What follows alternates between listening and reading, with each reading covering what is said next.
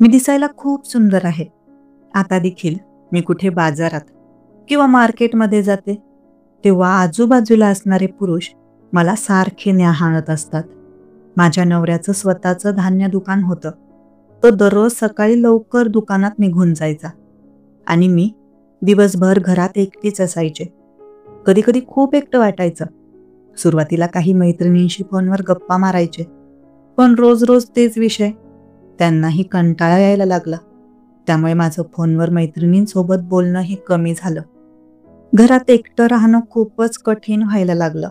सुरुवातीला मला टीव्ही पाहायला फारसा आवडत नव्हता, पण हळूहळू मी वेगवेगळ्या मालिका बघायला लागले.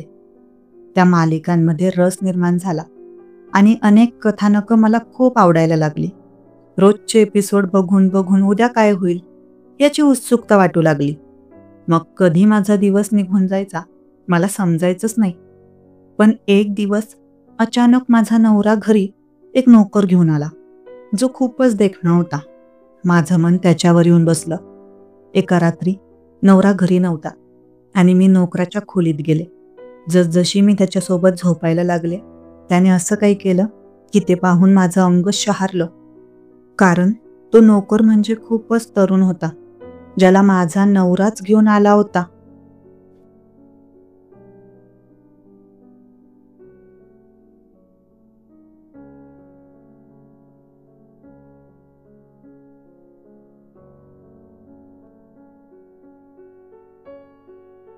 जशी माझ्या नवऱ्याने डोरबेल वाजवली, मी दरवाजा उघडला.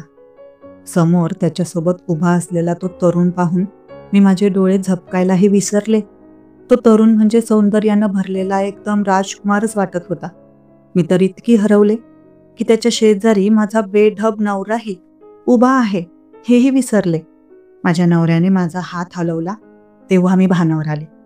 तो म्हणाला, "काय झालं? बाजूला हो, निलेशला आत येऊ दे."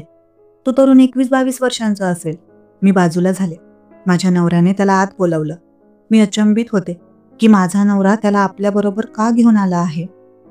माझ्या अंगावर ओढणी नव्हती आणि ते पाहून नवऱ्याने मला खूप धारदार नजरेने पाहिलं. मी घरी एकटीच राहत असे आणि माझ्या नवऱ्या व्यतिरिक्त घरात कोणीच येत नसायचं, म्हणून मी ओढणी वापरत नसे. पण जेव्हा नवऱ्याच्या नजरेतून मला जाणवलं की आज त्याच्यासोबत एक तरुण मुलगा देखील आहे, तेव्हा मी पटकन खुर्चीवर ठेवलेली ओढणी अंगावर घेऊन घेतली. त्या तरुणाने एकदाही माझ्याकडे नजर उचलून पाहिलं नव्हतं. तो जेव्हापासून आला होता तेव्हापासून नजर खालीच ठेवून उभा होता. मी नवऱ्याला विचारलं, "हा कोण आहे?"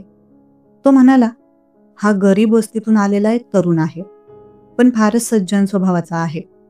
म्हणूनच मी याला घरी नोकर म्हणून ठेवण्याचा निर्णय घेतलाय. घरातले छोटे मोठे कामं हा तुझ्या मदतीने करेल." खरं तर ही गोष्ट ऐकून मला वाईट वाटायला हवं होतं की माझा नवरा एका तरुण मुलाला घरी कामासाठी घेऊन आलाय. पण मला अजिबात वाईट वाटत नव्हतं. उलट का कुणास ठाऊक, नवऱ्याच्या या निर्णयामुळे मी आतून खूपच आनंदित झाले होते. मी म्हटलं, "हे तर तुम्ही खूपच चांगलं केलं, कारण घरचं काम करणं मला खूप कठीण जात होतं आणि बाजारातून सामान आणायचं म्हटलं तरी मी थकून जायचे." तो म्हणाला, "हो, म्हणूनच तर याला ठेवलं आहे. म्हणजे तुला बाहेर जावं लागणार नाही. तू बाजारातली सगळी कामं याच्याकडून करून घे आणि घरातली छोटी मोठी कामं यालाच सांग." आमचं घर फारसं मोठं नव्हतं की जिथं नोकरांसाठी वेगळं क्वार्टर असावं. म्हणून माझ्या नवऱ्याने घरातला स्टोरूम त्या तरुणासाठी मोकळा करून दिला. याच ठिकाणी त्याने एक खाट टाकली आणि एक पंखाही लावून दिला. त्यानंतर त्याने एका ताटात जेवण वाढून तेही त्याला स्टोरूममध्ये नेऊन दिलं. नवरा माझ्याकडे पाहून म्हणाला, "जेव्हा याच्याकडे काही काम नसेल तेव्हा त्याला घरात जास्त इकडं तिकडं फिरू देऊ नकोस. त्याला सांग की तू स्टोरूममध्येच राहायचं." मी म्हटलं, "ठीक आहे." पण का कुणास ठाऊक माझ्या मनात एक विचित्र अस्वस्थता निर्माण झाली होती. मला संपूर्ण रात्र नीट झोप लागलीच नाही. डोळे मिटले की त्या तरुणाचं तेजस्वी रूप माझ्यासमोर यायचं. पण कशासाठी, का ते समजत नव्हतं. मनात आतून असं वाटत होतं की लवकर सकाळ व्हावी आणि माझा नवरा कामावर जावा. म्हणजे मी त्या नोकराला मनमुरादपणे पाहू शकेन. मी त्याला एकदाच पाहिलं होतं, पण त्यातच त्याने मला वेडं करून टाकलं. इतकं तेजस्वी रूप मी आजवर कुठल्याच मुलाच्या चेहऱ्यावर पाहिलं नव्हतं, जसं त्या तरुणाच्या चेहऱ्यावर होतं. माझ्या मनात फक्त एकच गोष्ट खूप गोंधळ उडत होती. ती म्हणजे एवढा देखणा असूनही त्याने एकदाही माझ्याकडे डोळे उचलून पाहिलं नव्हतं. दुसऱ्या दिवशी मी खूप लवकर उठले. स्वयंपाकघरात नाश्ता करत होते. तेवढ्यात नवऱ्याने स्टोर रूमच्या दरवाजावर टकटक केली. तर तरुण बाहेर आला. माझा नवरा त्याला म्हणाला, "हे घे पैसे. जवळच्या किराणा दुकानावरून घरातलं लागणारं सामान घेऊन ये आणि तुझ्या मालकीनबाई जे कामं सांगतील ती करून घे. मग मी तुला दुकानात घेऊन जाईन." हे ऐकताच मी थोडी अस्वस्थ झाले. नवरा त्याला दुकानात का घेऊन जात होता? त्याला तर घरातली कामं करायला आणलेलं आहे ना. मी ऑमलेट बाजूला ठेवलं, गॅस बंद केला आणि बाहेर आले. मी विचारलं, "तुम्ही याला कुठे घेऊन चालला आहात? हा तर घरातली कामं करायला ठेवलेला आहे ना." माझं बोलणं ऐकून नवरा क्षणभर माझ्याकडे नुसता पाहत राहिला. मग म्हणाला, "तो इथं दिवसभर काय करणार? अजून 1 तास आहे. तोपर्यंत तुझ्याकडची सर्व कामं करून घे. मग मी त्याला दुकानात घेऊन जाईन. रात्री तो पुन्हा माझ्यासोबत इथं येईल आणि रात्रीसुद्धा तुझी काही कामं असतील तर तो तेही करून देईन." हे ऐकून मी खूप उदास झाले होते. मी नाश्ता अगदी अनमनेपणाने बनवला. तो तरुण किचनमध्ये आला आणि म्हणाला, "दीदी, काही काम असेल तर सांगा." मी वळून त्याच्याकडे पाहिलं. तो अजूनही डोळे खाली झुकवूनच बोलत होता. त्याच्या तोंडून दीदी हा शब्द ऐकून माझ्या अंगात चक्क आग पेटली. हो, खरं आहे की मी त्याच्यापेक्षा काही वर्षांनी मोठी होते, पण दीदी हे नाव मला अजिबातच चालणार नव्हतं. मी त्याच्यावर चिडून म्हणाले, "नीट ऐक, माझं नाव कामिनी आहे. मला कामिनी म्हणून हाक मार. मी इतकी मोठी नाही की तुम्हाला दीदी म्हणावं." हे मी खूप रागात त्याला म्हणाले. मग रागानेच मी भांडी सिंकमध्ये ठेवली आणि त्याला सांगितलं, "ही भांडी धुवून घे आणि किचन नीट स्वच्छ करून मग जा." असं बोलून मी बाहेर आले. माझा नवरा तयार होत होता. त्याने तयार होऊन नाश्ता केला. तोपर्यंत तो तरुण किचनची साफसफाई करून मोकळा झाला. तो बाजारातून सामान सुद्धा घेऊन आला होता. काही वेळात माझे पती त्याला सोबत घेऊन दुकानात निघून गेले. का कुणास ठाऊक, पण आजचा दिवस माझ्यासाठी फारच कठीण गेला. असं वाटत होतं जणू काळ थांबून गेलाय. मी पुन्हा पुन्हा घड्याळाकडे पाहत होते. दररोज माझा दिवस सहज जात असे, कारण घरातली कामं खूप असायची. त्यामुळे वेळ कसा जातो हे कळतही नसे. पण आज मात्र 1 मिनिट सुद्धा पुढे सरकत नव्हता. मी माझ्या बेचैनीमुळे खूपच अस्वस्थ होते. सारखा त्या तरुणाचाच विचार मनात येत होता. रात्री नवऱ्याच्या येण्याची वेळ झाली तेव्हा मी पटकन खोलीत गेले. एक छानसा ड्रेस घातला, थोडासा मेकअप केला आणि केस मोकळे सोडले. खरं तर माझं लग्न होऊन 7 वर्ष झाली होती. मी कधीच नवऱ्यासाठी अशा पद्धतीने सजले नव्हते. लग्नाच्या सुरुवातीच्या काही आठवड्यात मी स्वतःला सजवलं होतं, पण नंतर मात्र घरच्या जबाबदाऱ्या आणि कामांमध्ये गुंतून गेले. पण का कुणास ठाऊक आज मनातून खूप इच्छा झाली की स्वतःला सजवावं, सुंदर व छान दिसावं. माझं नाव सुंदर स्त्रियांमध्ये घेतलं जायचं. माझं वय सुमारे 30 वर्ष होतं, पण मी अत्यंत सुंदर होते. मला पाहणाऱ्यांना वाटत नसे की माझं लग्न झालं असेल. जेव्हा मी माझ्या नवऱ्यासोबत कुठेही जायचे तेव्हा सगळे मला आश्चर्याने पाहायचे, कारण माझा नवरा दिसायला अजिबात देखणा नव्हता. त्याचं पोट बाहेर आलेलं, उंचीही कमी होती आणि चेहऱ्यावर काही खास उठावदारपणा नव्हता. मी मात्र एक देखणी स्त्री होते.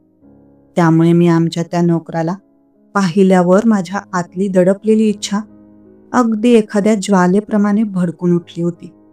रात्री जेव्हा माझा नवरा घरी परत आला तेव्हा त्याने मला पाहून आश्चर्य व्यक्त केलं, पण माझी नजर मात्र त्याच तरुणावरच खिळून राहिली होती. संपूर्ण दिवस कसा गेला हेच मला समजलं नव्हतं, पण तो तरुण खूपच विचित्र होता. त्याने एकदाही माझ्याकडे नजर वर करून पाहिलं नाही. ही गोष्ट मला आणखीनच अस्वस्थ करत होती. माझा नवरा मात्र मला पाहून खूप खुश झाला होता. जेवण झाल्यावर तो म्हणाला, "चल ना कामिनी, आज तुला लॉंग ड्राईव्हवर घेऊन जातो. तू आज खूपच सुंदर दिसते. पण मी त्याच्यासाठी सजलेच नव्हते. ज्याच्यासाठी मी ही सगळी तयारी केली होती त्याने तर माझ्यावर एक नजरही टाकली नव्हती. माझी इच्छा होती की त्याने मला पाहावं आणि पाहून भान हरपून जावं.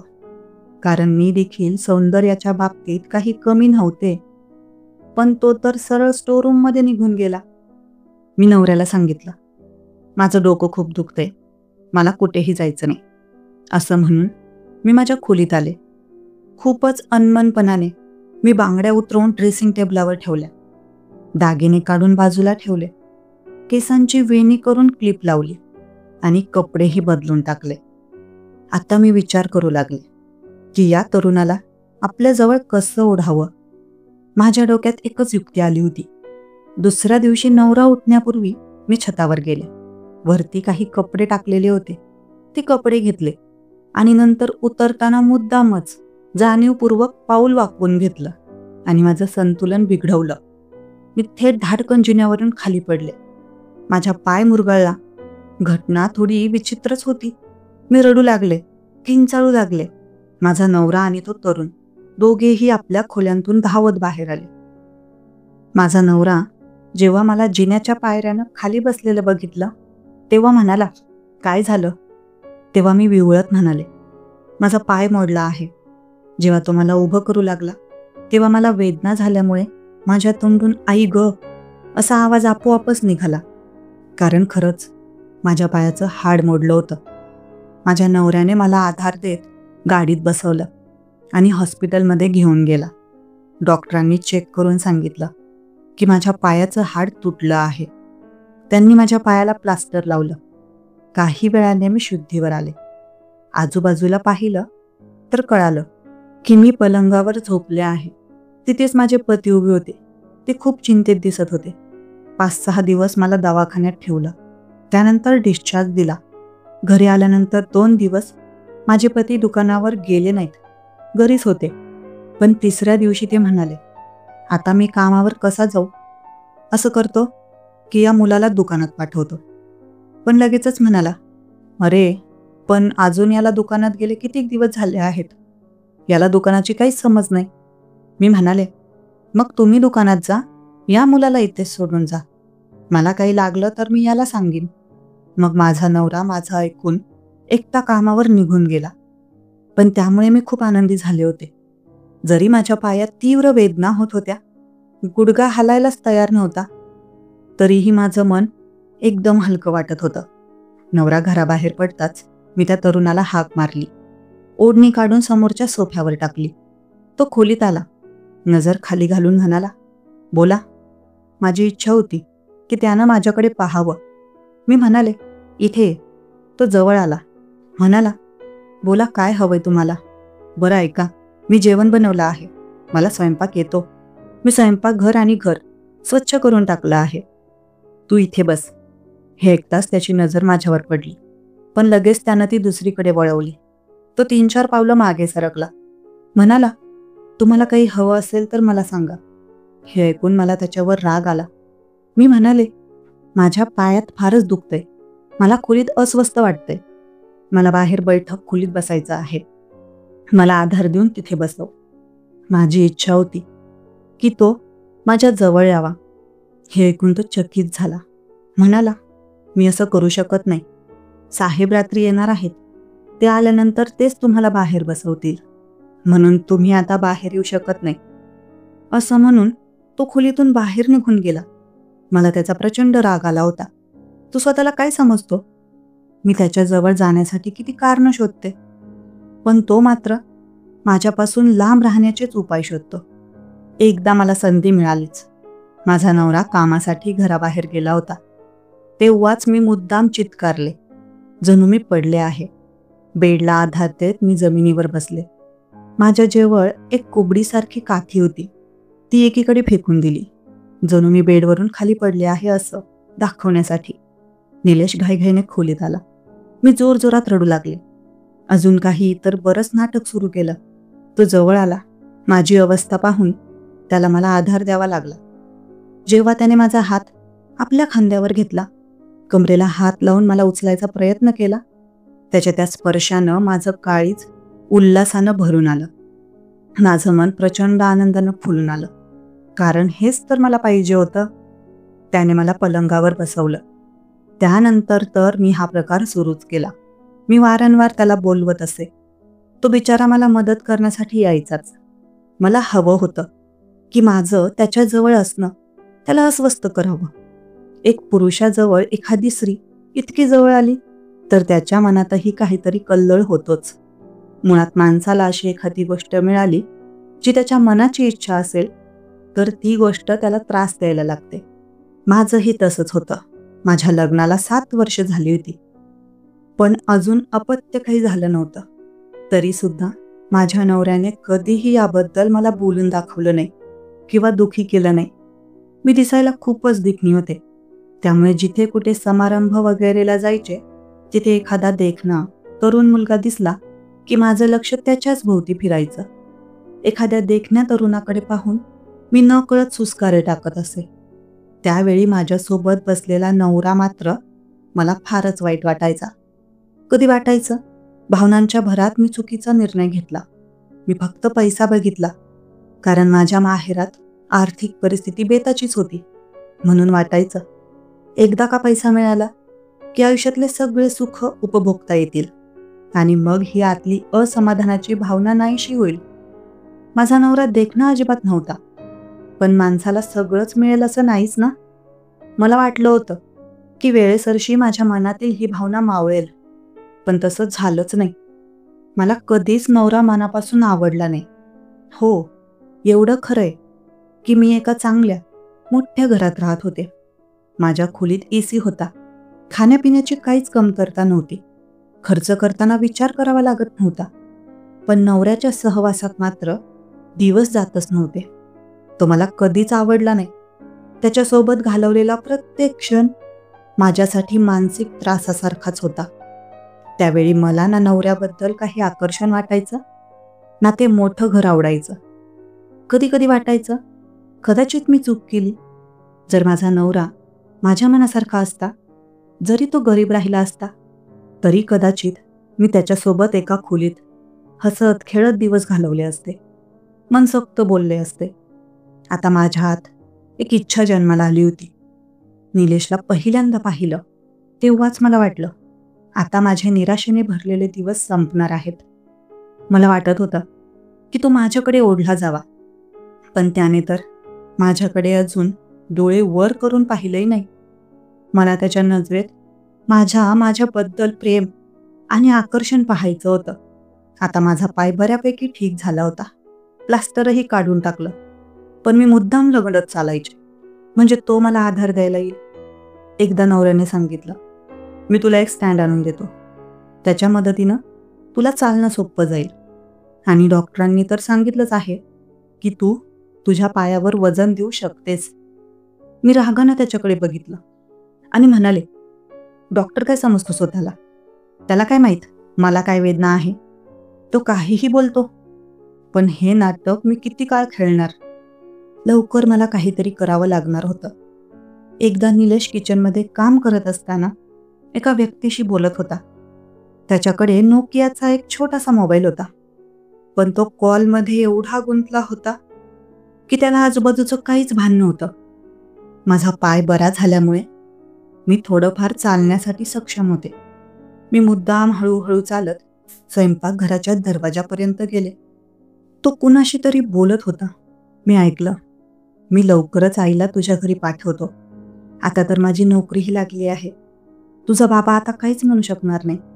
मोठी रक्कम मिळाली आहे मला. मी लवकरच तुझ्याशी लग्न करून तुला शहरात घेऊन येईन. हे ऐकताच माझ्या तर पायाखालची जमीन सरकली. मी तर निलेशवर मनापासून प्रेम करायला लागले होते. त्याच्यापासून दूर होणं शक्यच नव्हतं. मला वाटायचं की त्यानं माझ्यावर प्रेम करावं, पण तो तर बहुधा कोणीतरी दुसऱ्याच मुलीच्या प्रेमात होता. मी हळूच परत आपल्या खोलीत आले. त्या क्षणी सगळं काही मला निरस नकोसं वाटायला लागलं होतं. असं वाटत होतं की ती मुलगी जर समोर आलीच तर तिचा गळा दाबून मारून टाकावं. निलेश माझ्याशिवाय दुसऱ्या कोणावर प्रेम कसं करू शकतो याचंच दुःख होत होतं मला. मी आरशासमोर उभी राहिले. स्वतःकडे पाहिलं. मी खूप सुंदर होते. हे कसं शक्य आहे की निलेशला मी आवडत नाही? तो माझ्याशिवाय दुसऱ्या कोणत्याही मुलीकडे पाहू कसा शकतो? पण मग माझ्या डोक्यात विचार आला. कदाचित ती मुलगी फारच सुंदर असेल. कदाचित माझ्याहूनही देखणी असेल. असो, काहीही असो, पण हे सगळं सहन करणं आता माझ्या आवाक्याबाहेर झालं होतं. रागाच्या व दुःखाच्या भावनेत माझ्या डोळ्यांतून अश्रू वाहू लागले. मी निलेशला हाक मारली.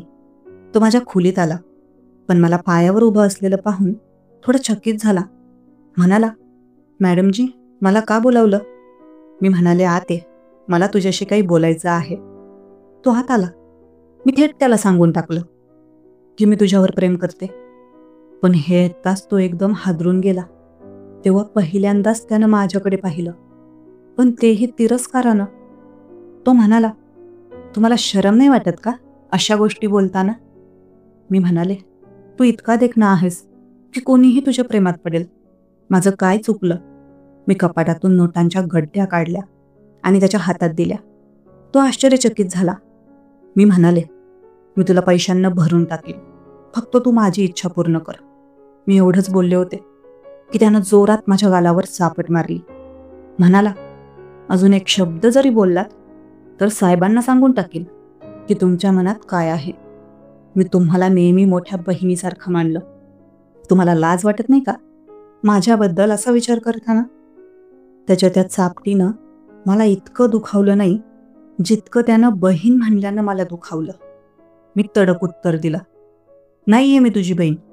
मी तुझ्यावर प्रेम करते. तुझ्या प्रेमात वेडी झाली आहे. मला तुला कोणत्याही किमतीवर मिळवायचंच आहे. आणि ज्या मुलीशी तू लग्नाची बोलणी करत होतास ते तर मी कधीच होऊ देणार नाही. जर तू माझ्या नवऱ्याला काही सांगण्याचा प्रयत्न केलास तर तू कल्पनाही करू शकणार नाहीस की मी तुझे काय हाल करू शकते. मी पूर्णपणे वेडी झाल्यासारखी त्याच्यावर ओरडत होते. माझं वागणं अगदी वेडसर झालं होतं. हे ऐकताच तो घाबरून ताबडतोब खोलीबाहेर निघून गेला. पण दुसऱ्या दिवशी त्यानं जे काही केलं ते ऐकून मी अक्षरशः सुन्न झाले. तो माझ्या नवऱ्याजवळ जाऊन म्हणाला, मी ही नोकरी करू शकत नाही. माझा नवरा चकित होऊन म्हणाला, का नाही करू शकत? तुला आठवतंय का तू माझ्यासोबत 2 वर्षांचा करार केलेला आहेस? माझा नवरा म्हणाला, त्या दिवशी तू रडत होतास, हात जोडून म्हणत होतास की मला नोकरी द्या. आणि आता अजून 4 महिनेही झाले नाहीत की तू नोकरी सोडायचं म्हणतोस. त्यावर तो म्हणाला, मी तुम्हाला कारण सांगू शकत नाही. माझा नवरा म्हणाला, ठीक आहे, मग मी जे पैसे तुला ॲडव्हान्स म्हणून दिले होते 5 लाख रुपये ते मला परत कर. मी तुला उगाचच एवढी रक्कम दिली नव्हती की 4 महिन्यात तू नोकरी सोडून जाशील. मी तुला घरी कामावर यासाठीच ठेवलं होतं कारण तू एक सुसंस्कृत आणि चांगल्या स्वभावाचा मुलगा आहेस. तुझ्या उपस्थितीत मला कधीच काळजी वाटली नाही की माझी बायको सुरक्षित नसेल. मला तुझ्यावर खूप विश्वास होता, म्हणूनच मी तुला ठेवलेलं होतं. आणि तसंही मी उद्या शहराबाहेर जातोय. 3 दिवसांनी परत येईन. त्यामुळे तुला आत्ता सुट्टी देता येणार नाही. मी परत आल्यावर तू काम सोडून जा, पण माझे पैसे मला परत हवेत, कोणत्याही परिस्थितीत. माझे पती 3 दिवसांसाठी बाहेरगावी जाणार आहेत. हे ऐकून मी खूपच आनंदी झाले, कारण या 3 दिवसात मी निलेशकडून माझ्या सगळ्या इच्छा पूर्ण करून घेऊ शकणार होते. हे ऐकून निलेश मात्र खूप अस्वस्थ झाला होता. दुसऱ्याच दिवशी मी नवऱ्याचं सामान भरून त्याची बॅग तयार केली. तो जाताना म्हणाला, याच्यावर नीट लक्ष ठेव. तो कुठे पळून जायचा प्रयत्न करणार नाही, याची काळजी घे. याने 5 लाखांचा ॲडव्हान्स घेतला आहे. त्याला खूप गरज होती. त्याच्या मामानं त्याच्या मुलीचं लग्न दुसरीकडे ठरवलं होतं, पण यानं 5 लाख देऊन तो लग्नाचा प्रस्ताव पक्का करून घेतला. हे ऐकून मला स्पष्ट समजलं की निलेश इथे नोकरी का करत होता.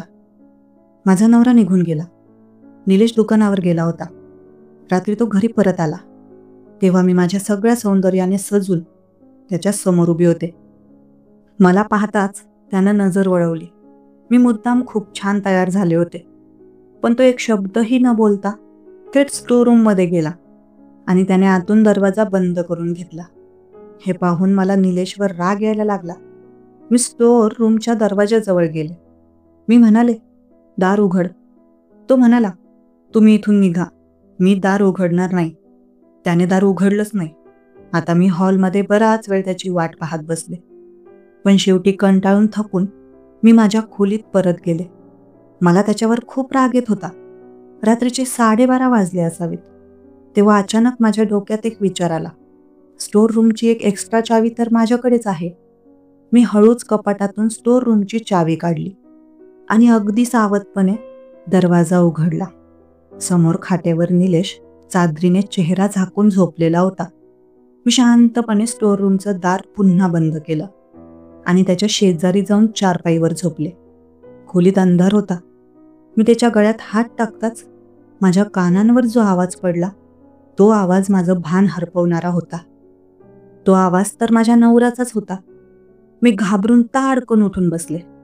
माझ्या चेहऱ्यावर एक टॉर्चचा उजेड पडला.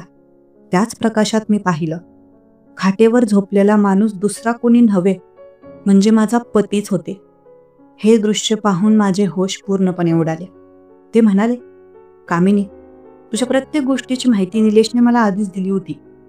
मी मुद्दाम खोटं बोललो की मी दुसऱ्या शहरात चाललो आहे. मला तुझं खरं रूप पाहायचं होतं. हे ऐकून मी रडू लागले. माझ्या सर्व चुका, माझी सगळी सत्यता माझ्या नवऱ्यासमोर उघड झाली होती. त्याच क्षणी त्याने मला घटस्फोट दिला आणि म्हणाला, उद्या सकाळी आपल्या माहेरी निघून जा. मी एखाद्या कुरूप बाईसोबत आयुष्य जगू शकतो, पण धोका देणाऱ्या बाईसोबत नाही. माणूस दिवसभर मेहनत करतो, ते केवळ आपल्या बायकोला सुख द्यायला, त्याच्या सगळ्या हौसमौस पूर्ण करायला. पण त्यामागे एकच अपेक्षा असते, तिची निष्ठा आणि प्रेम मिळावं. पैसे दिले की वाईट प्रवृत्तीच्या स्त्रियाही जवळ झोपायला तयार होतात. पण पत्नी ही पत्नी असते. मी सगळं काही गमावलं होतं. किती वाईट वाटत होतं. का बरं मी माझ्या चारित्र्याची राखण केली नाही, जसं की एक पुरुष असूनही निलेशने केली होती. माझ्या आयुष्यात मी एक फार मोठी चूक केली. जवळ माझ्यावर मनापासून प्रेम करणारा, जीव लावणारा नवरा असतानाही मी दुसरीकडे प्रेम शोधत होते, जे मला कधीच मिळू शकणार नव्हतं. मी नवऱ्याचं फक्त बाह्य रूप पाहिलं, पण त्याच्या मनाचं सौंदर्य ओळखू शकले नाही. पूर्वी मी कधीच अशा विचारांची नव्हते. हे सगळे विचार माझ्या मनात कसे पेरले गेले हे मलाच कळलं नाही. नवऱ्याशिवाय दुसऱ्या पुरुषाकडे आकर्षित होण्याची भावना माझ्या मनात कशी निर्माण झाली याचा मी शोध घेऊ लागले. नवऱ्याने मला तलाक देऊन माहेरी पाठवलं होतं. माहेरी आई, वडील, भाऊ, वहिनी सगळे होते. या सगळ्या प्रकरणाची कुणालाही कल्पना नव्हती. मी ही गोष्ट फक्त आईला सांगितली. आईने सुरुवातीला मला खूप सुनावलं, पण नंतर तीही चिंतेत पडली. पुढे माझं आयुष्याचं काय होईल याचा विचार करून ती दुःखी होत असे. आईने वडिलांना ही गोष्ट सांगितली आणि हळूहळू घरात सर्वांनाही कळालं की माझ्यासोबत काय घडलं आहे. माझ्या भावाच्या बायका माझ्या पाठीमागे कुजबूज करू लागल्या. त्याचंही मला खूप वाईट वाटत असे. पुढचे काही महिने मी सतत तणावात राहिले. झालेल्या प्रकाराचा विचार करून करून तेव्हा कुठे मला हळूहळू जाणवू लागलं की माझ्या आयुष्यात जे काही घडलं त्यामागचं एक मोठं कारण टीव्ही होता. मी अशा मालिका, चित्रपट पाहत होते जे पाहणं टाळायला हवं होतं आणि त्यातील विचारच नकळत माझ्या मनात रुजत गेले. आजकाल टीव्हीवर बऱ्याच मालिका अशा प्रकारे दाखवल्या जातात, जिथे काही चांगलं असतं तर काही खूपच विषारी. पण त्यामधून आपण काय घ्यायचं, काय स्वीकारायचं हे आपण ठरवायचं असतं. आता माझं मात्र असं ठाम मत आहे की अशा प्रकारच्या सिरियल्स पाहणं पूर्णपणे टाळायला हवं. कारण आपण जसं पाहतो त्याचाच परिणाम आपल्या विचारांवर होतो. जसं वातावरण आपण निवडतो तशाच गोष्टी आपल्या स्वभावात उतरतात. आपण हळूहळू तसंच वागत जातो, तसंच बनत जातो. आज सोशल मीडिया आणि टीव्हीवर अगदी सहज, खुलेपणाने सर्व काही दाखवलं जातं. फक्त एक छोटासा रिचार्ज केला की आपल्यासमोर अनेक सिरियल्स आणि कार्यक्रमांचा खजिना उघडतो. पण त्यातून काय घ्यायचं हे जर आपण ठरवलं नाही तर एक दिवस आपल्या आयुष्यातही अशाच प्रकारचा गोंधळ निर्माण होऊ शकतो. मित्रांनो, जर तुम्हाला ही कहाणी आवडली असेल तर लाईक जरूर करा. या कथेबद्दल मला तुमच्या प्रतिक्रिया कमेंट बॉक्समध्ये कृपया नक्की कळवा. सदैव आनंदी रहा. धन्यवाद.